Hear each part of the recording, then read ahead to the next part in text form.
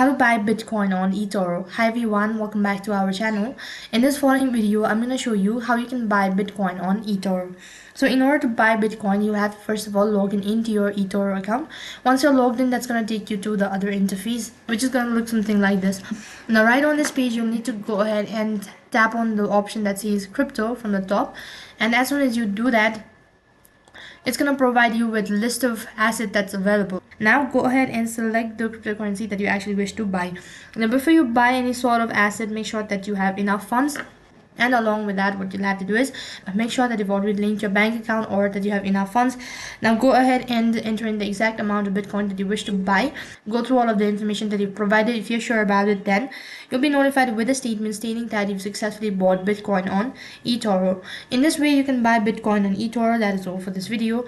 I hope the video was helpful. Make sure to like, share, and subscribe to our channel. Thank you for watching. See you in the next video.